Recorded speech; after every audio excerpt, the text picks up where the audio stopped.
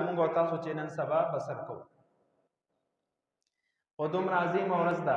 نبی علیہ الصلوۃ والسلام فرمایل چې کله فاذا کان یوم عیدهم یعنی یوم فطرهم، کله چې د وړوکي اختر ورځ وي لکه نننې، باها بهم ملائکته، رب ذوالجلال په ملائکو باندې فخر کوي چې زما ملائکو، زما بندگانو خپل اهم فریضه عبادت پورا ادا کړو او فخر کوي زموږ استاد په عبادت باندې د فرشتو په مجلس کې.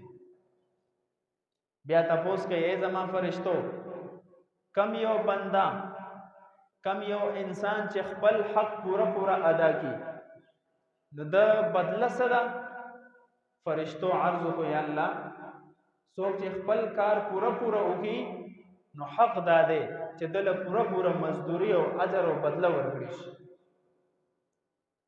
نو بیا رب ذوالجلال او فرمایل چې ای زما فرشتو گواه اوسئ، زما د خپل عزت قسم وي، زما د خپل جلال قسم وي، زما د خپل وی شان قسم وي.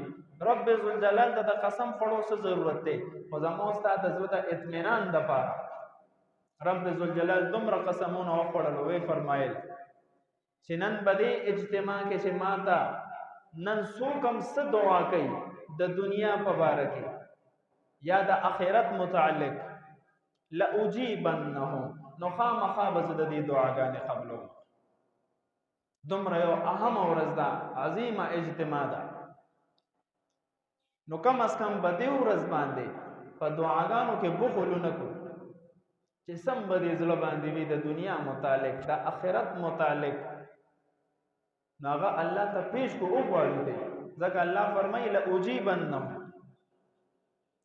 او بیا د رب ذوالجلال بندگان را روان شي عیدګاه طرف ته، مسجد طرف ته، او پزله کې پټ دا کلمات وای الله اکبر الله اکبر لا اله الا الله والله اکبر الله اکبر ولله الحمد.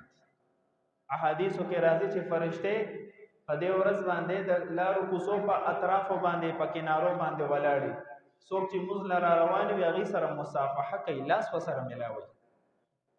څومره عظمت او احترام.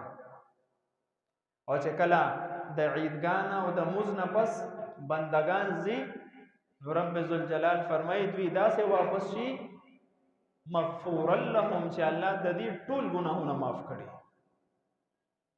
نو بده اجتماع کې چې پزله کې څه دعا وي